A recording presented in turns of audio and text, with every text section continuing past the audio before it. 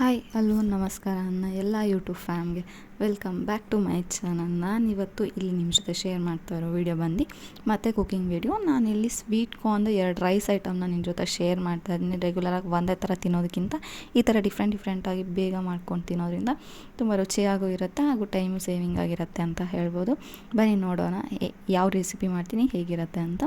ನಾನು ಫಸ್ಟಿಗೆ ಇಲ್ಲಿ ಸ್ವೀಟ್ ಕಾರ್ನ್ದು ಒಂದು ಚೈನೀಸ್ ಮೆಕ್ಸಿಕನ್ ಆ ಥರ ರೈಸ್ನ ಮಾಡ್ತಾಯಿದ್ದೀನಿ. ಇಲ್ಲಿ ನಾನು ಫಸ್ಟು ಒಂದು ಬಾಣಲಿನ ಇಟ್ಕೊಂಡಿದ್ದೀನಿ. ಬಾಣಲಿ ಬಿಸಿ ಆದಮೇಲೆ ತುಪ್ಪ ಮತ್ತು ಎಣ್ಣೆನ ಹಾಕ್ಕೊಂಡಿದ್ದೀನಿ. ಹಾಗೆ ಸಣ್ಣದಾಗಿ ಹೆಚ್ಚಿರೋ ಬೆಳ್ಳುಳ್ಳಿನ ಹಾಕ್ಕೊಂಡಿದ್ದೀನಿ. ಬೆಳ್ಳುಳ್ಳಿ ನೀಟಾಗಿ ಫ್ರೈ ಆಗಬೇಕಂದ್ರೆ ಆಲ್ಮೋಸ್ಟ್ ರೋಸ್ಟ್ ಆಗಬೇಕು, ಅಲ್ಲಿವರೆಗೂ ಫ್ರೈ ಮಾಡ್ಕೊಳ್ಳಿ. ಇದು ಫ್ರೈ ಆದಮೇಲೆ ನಾನಿಲ್ಲಿ ಚಿಲ್ಲಿ ಫ್ಲೇಕ್ಸ್ ಆರಿಗ್ಯಾನೋನ ಹಾಕ್ಕೊಂಡಿದ್ದೀನಿ. ಹಾಗೆ ಪೆರಿ ಪೆರಿ ಮಸಾಲ ಅಂತ ಏನು ಹೇಳ್ತೀವಲ್ಲ ಅದನ್ನು ಕೂಡ ಹಾಕ್ಕೊಂಡು ನೀಟಾಗಿ ಫ್ರೈನ ಮಾಡ್ಕೋತಾ ಇದ್ದೀನಿ. ಈಗ ಇಲ್ಲಿ ಏನು ನಾವು ಮಸಾಲ ಹಾಕ್ಕೊಂಡಿದ್ದು ಅದೆಲ್ಲ ನೀಟಾಗಿ ಫ್ರೈ ಆದಮೇಲೆ ನಾನಿವಾಗ ಆಲ್ರೆಡಿ ಬೇಯಿಸಿಟ್ಕೊಂಡಿರೋ ಅಂಥ ಸ್ವೀಟ್ ಕಾರ್ನ್, ಒಂದು ಫುಲ್ ಸ್ವೀಟ್ ಕಾರ್ನ್ನ ತೊಗೊಂಡಿದ್ದೀನಿ. ಅದನ್ನು ಹಾಕಿ ನೀಟಾಗಿ ಫ್ರೈ ಮಾಡ್ಕೋತಾ ಇದ್ದೀನಿ. ಇದು ನಿಮಗೆ ಜಾಸ್ತಿ ಹೊತ್ತು ಫ್ರೈ ಮಾಡೋ ಅವಶ್ಯಕತೆ ಇರೋಲ್ಲ, ಯಾಕೆಂದರೆ ಆಲ್ರೆಡಿ ಬೆಂದಿದಲ್ವ. ಹಾಗಾಗಿ ಈಗ ಇದಕ್ಕೇ ನಾನು ಸ್ವಲ್ಪ ಕೊತ್ತಂಬರಿನ ಹಾಕ್ಕೊಂಡಿದ್ದೀನಿ. ಹಾಗೆ ಸ್ವಲ್ಪ ಉಪ್ಪನ್ನು ಹಾಕ್ಕೊಂಡು ಇನ್ನು 1 to 3 ಮಿನಿಟ್ಸ್ ಫ್ರೈ ಮಾಡ್ಕೋತಾ ಇದ್ದೀನಿ. ಈಗ ಇದಾಗಿದೆ. ಇದಕ್ಕೆ ನಾವು ಆಲ್ರೆಡಿ ರೈಸ್ ಏನು ಮಾಡಿಟ್ಕೊಂಡಿದ್ವಲ್ಲ, ಅಂದರೆ ಉದುರಾಗಿರಬೇಕು ರೈಸು, ಆವಾಗ ತುಂಬ ಟೇಸ್ಟಿಯಾಗಿರುತ್ತೆ. ಉದುರಾಗಿರೋವಂಥ ರೈಸ್ನ ಈಗ ಆ್ಯಡ್ ಮಾಡ್ಕೋತಾ ಇದ್ದೀನಿ. ರೈಸ್ಗೆ ನಾನಿಲ್ಲಿ ಮೇಲೆ ಮತ್ತು ಕೊತ್ತಂಬರಿ ಮತ್ತು ಈರುಳ್ಳಿ ಹೂವನ್ನ ಹಾಕ್ಕೊಂಡು 2 ಮಿನಿಟ್ಸ್ ಮತ್ತು ಸಣ್ಣ ಉರಿಯಲ್ಲೇ ಬಿಸಿ ಮಾಡ್ಕೋತಾ ಇದ್ದೀನಿ. ರೈಸ್ ಬಿಸಿ ಆಗೋಕ್ಕಷ್ಟೇ. ಬೇಕಂದರೆ ನೀವು ಮೇಲೆ ಲೆಮನ್ ಕೂಡ ಹಾಕ್ಕೋಬೋದು, ಮತ್ತು ಬ್ಲ್ಯಾಕ್ ಪೆಪ್ಪರ್ ಅದನ್ನು ಕೂಡ ಹಾಕ್ಕೋಬೋದು. ಬಟ್ ಇದಂತೂ ತುಂಬ ಟೇಸ್ಟಿಯಾಗಿತ್ತು. ನಾನು ಇನ್ಸ್ಟಾಗ್ರಾಮಲ್ಲಿ ನೋಡಿದ್ದು. ನಿಜ ಇದು 10 to 15 ಮಿನಿಟ್ಸಲ್ಲಿ ಆಗೋಗುತ್ತೆ. ನೀವು ರೈಸ್ ಮಾಡೋಕ್ಕಿಟ್ಟಾಗ ಇಲ್ಲಿ ಕಾರ್ನ್ ಬೇಯಕ್ಕಿಡ್ಬೋದು. ಇಲ್ಲಿ ನಿಮಗೆ ರೈಸು ಆಗುತ್ತೆ, ರೈಸು ಆಗಿ ಕಾರ್ನು ಆಗುತ್ತೆ. ರೈಸ್ ಕುಕ್ಕರ್ ತಣ್ಣಗಾಗೋದ್ರೊಳಗೆ ನಿಮಗೆ ಮಸಾಲೆನ ಮಾಡ್ಕೊಂಬಿಡ್ಬೋದು. ಹಾಗೆ ಇದು ಆಲ್ಮೋಸ್ಟ್ 10 to 15 ಮಿನಿಟ್ಸಲ್ಲಿ ಆಗೋಗುತ್ತೆ. ತುಂಬ ಟೇಸ್ಟಿಯಾಗಿತ್ತು. ಹಾಗೆ ಬಿಸಿ ಬಿಸಿ ತಿಂದರೆ ತುಂಬ ಚೆನ್ನಾಗಿರುತ್ತೆ. ನೈಟ್ ಅಥವಾ ಈವ್ನಿಂಗ್ ಮಳೆ ಬರ್ತಿರ್ಬೇಕಾದ್ರೆ ಆ ಥರ ಎಲ್ಲ ತುಂಬ ಚೆನ್ನಾಗಿರುತ್ತೆ. ಟಿಫನ್ಗೂ ತುಂಬ ಚೆನ್ನಾಗಿರುತ್ತೆ. ಬಿಸಿ ಬಿಸಿ ಇರಬೇಕು ಒಟ್ಟು ತಿನ್ನೋದಕ್ಕೆ. ತುಂಬ ಚೆನ್ನಾಗಿತ್ತು, ಡಿಫ್ರೆಂಟ್ ಟೇಸ್ಟಾಗಿತ್ತು. Oregano, chilli flakes, peri peri masala ಪೌಡರ್ದು ಆ ಒಂದು ಸ್ಮೆಲ್ಲು ಅದೆಲ್ಲ ತುಂಬ ಚೆನ್ನಾಗಿತ್ತು. ಕಾರ್ನ್ ಜೊತೆ ಅಂತೂ ಸಕ್ಕತ್ತಾಗಿ ಮಿಕ್ಸ್ ಆಗಿತ್ತು. ಇದು ಒಂದು ವೆರೈಟಿ ರೈಸ್ದು.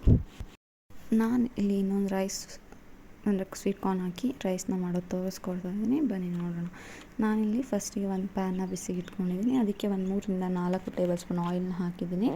ಆಯಿಲ್ ಬಿಸಿ ಆದಮೇಲೆ ಸಾಸಿವೆ, ಜೀರಿಗೆ, ಕಡಲೆಬೇಳೆ, ಉದ್ದಿನಬೇಳೆ, ಸ್ವಲ್ಪ ಅರಿಶಿನ ಹಾಗೂ ಇಂಗು ಮತ್ತು ಕರಿಬೇವಿನ ಸೊಪ್ಪನ್ನ ಹಾಕಿ ಒಣಮೆಣಸಿನೂ ಹಾಕಿದ್ದೀನಿ. ನೀಟಾಗಿ ಫ್ರೈ ಮಾಡ್ಕೋತಾ ಇದ್ದೀನಿ. ಫ್ರೈ ಆದಮೇಲೆ ಒಂದು ಈರುಳ್ಳಿನ ತೊಗೊಂಡು ಸಣ್ಣದಾಗಿ ಹೆಚ್ಚಿ ಅದನ್ನು ಕೂಡ ಹಾಕ್ಕೊಂಡು ನೀಟಾಗಿ ಫ್ರೈನ ಮಾಡ್ಕೋತಾ ಇದ್ದೀನಿ. ಇದೆಲ್ಲ ನೀಟಾಗಿ ಫ್ರೈ ಆದಮೇಲೆ ನಾನು ಇಲ್ಲಿ ಮೆಂತ್ಯ ಸೊಪ್ಪನ್ನು ತೊಗೊಂಡಿದ್ದೀನಿ. ಕ್ಲೀನ್ ಮಾಡ್ಕೊಂಡು ನೀಟಾಗಿ ಸಣ್ಣದಾಗಿ ಹೆಚ್ಕೊಂಡು ತೊಳ್ಕೊಂಡು ಇಟ್ಕೊಂಡಿರೋದು ಅದನ್ನು ಇದಕ್ಕೆ ಹಾಕಿ ನೀಟಾಗಿ ಸಾರ್ಟ್ ಮಾಡ್ಕೋತಾ ಇದ್ದೀನಿ. ಮೆಂತ್ಯ ಸೊಪ್ಪು ಬೇಗ ಬೆಂದೋಗುತ್ತೆ, ತುಂಬ ಹೊತ್ತೇನು ತೊಗೊಳ್ಳಲ್ಲ. ಆಲ್ಮೋಸ್ಟ್ ಎಲ್ಲ ಸೊಪ್ಪು ಅಷ್ಟೇ ಎಣ್ಣೆಲಿ ಹಾಕಿ ಬಾಡಿಸಿದ ತಕ್ಷಣ ಬೇಗ ಬೆಂದೋಗುತ್ತೆ. ಹಾಗೆ ಮೆಂತ್ಯ ಸೊಪ್ಪು ತಿನ್ನೋದ್ರಿಂದ ಒಬ್ರಿಗೆ ಡೈಜೆಷನ್ ನೀಟಾಗಿ ಆಗ್ತಿರಲ್ಲ, ಅವರಿಗೆ ತುಂಬ ಒಳ್ಳೆಯದು. ಡೈಜೆಷನ್ ಇಂಪ್ರೂವ್ ಮಾಡುತ್ತೆ ಮತ್ತು ಇಂಟೆಸ್ಟೈನ್ನ ಕ್ಲೀನ್ ಮಾಡುತ್ತಿದ್ದು. ಮತ್ತು ಇದರಲ್ಲಿ ಆ್ಯಂಟಿಬಯೋಟಿಕ್ಸ್ ಅಂತ ಏನು ಹೇಳ್ತೀವಿ ಅದು ತುಂಬ ಚೆನ್ನಾಗಿರುತ್ತೆ ಅಂತ ಹೇಳ್ತಾರೆ. ಇದನ್ನು ನೀವು ಆಲ್ಮೋಸ್ಟ್ 1 ದಿನ ಬಿಟ್ಟು 1 ದಿನ ತಿನ್ನೋದ್ರಿಂದ ಏನೂ ಪ್ರಾಬ್ಲಮ್ ಇರಲ್ಲ, ತುಂಬ ಒಳ್ಳೆಯದು ದೇಹಕ್ಕೂ ಕೂಡ. ಹಾಗೆ ಇದು ನೀಟಾಗಿ ಫ್ರೈ ಆದಮೇಲೆ ನಾನಿಲ್ಲಿ ಅರ್ಧ ಸ್ವೀಟ್ ಕಾರ್ನ ತೊಗೊಂಡಿದ್ದೆ. ಬೇಯಿಸಿಟ್ಕೊಂಡಿರೋ ಸ್ವೀಟ್ ಕಾರ್ನ ಹಾಕ್ಕೊಂಡು ನೀಟಾಗಿ ಫ್ರೈನ ಮಾಡ್ಕೋತಾ ಇದ್ದೀನಿ. ಇದೇನು ತುಂಬ ಹೊತ್ತು ಫ್ರೈ ಆಗೋದು ಬೇಡ, ಆಲ್ರೆಡಿ ಬೇಯಿಸಿರೋ ಸ್ವೀಟ್ ಕಾರ್ನ್ ಆಗಿರೋದ್ರಿಂದ. ಈಗ ನಾನಿಲ್ಲಿ ಹುಣಸೆ ಹಣ್ಣನ್ನು ಹಾಕೋತಾ ಇದ್ದೀನಿ. ಒಂದು ಅರ್ಧ ನಿಂಬೆಹಣ್ಣಿನ ಗಾತ್ರ, ಅಂದರೆ ಸಣ್ಣ ನಿಂಬೆಹಣ್ಣು, ತುಂಬ ಸಣ್ಣ ನಿಂಬೆಹಣ್ಣಿನ ಗಾತ್ರದ ಹುಣಸೆ ಹಣ್ಣನ್ನ ನೆನೆಸಿಟ್ಕೊಂಡಿದ್ದೆ.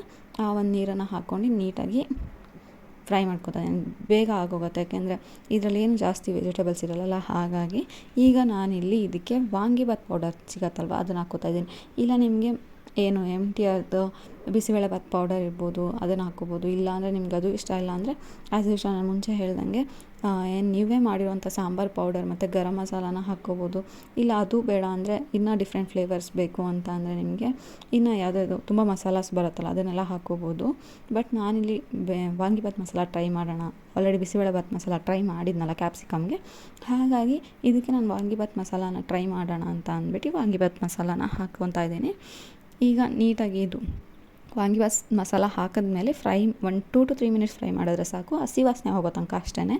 ಈಗ ಇದು ಆಲ್ಮೋಸ್ಟ್ ಫ್ರೈ ಆಗಿದೆ. ಈಗ ಆಲ್ರೆಡಿ ನಾವು ಮಾಡಿಟ್ಕೊಂಡಿರೋ ರೈಸಿಗೆ ಇದನ್ನು ಹಾಕ್ಕೋತಾ ಇದ್ದೀನಿ. ಏನು ನಾವು ಗ್ರೇವಿ ಮಾಡ್ಕೊಂಡಿದ್ದು ಅದನ್ನು ಹಾಕ್ಕೊಂಡು ನೀವು ಕೊತ್ತಂಬರಿ ಬೇಕಾದರೆ ಹಾಕ್ಕೋಬೋದು. ಮೇಲೆ ರುಚಿಗೆ ಎಷ್ಟು ಬೇಕೋ ಅಷ್ಟು ಉಪ್ಪು ಹಾಕಿ ನೀಟಾಗಿ ಕಲಿಸ್ಕೊಬೇಕು.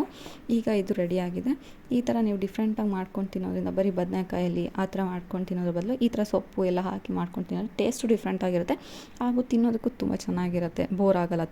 ಯಾವಾಗಲೂ ಒಂದೇ ಥರ ತಿನ್ನಬೇಕಾ ಅನ್ನೋ ಇರುತ್ತಲ್ವ ಒಬ್ಬೊಬ್ಬರಿಗೆ. ಆ ಥರ ಡಿಫ್ರೆಂಟಾಗಿ ಮಾಡ್ಕೊಂಡು ತಿನ್ನೋದು ತುಂಬ ಚೆನ್ನಾಗಿರುತ್ತೆ.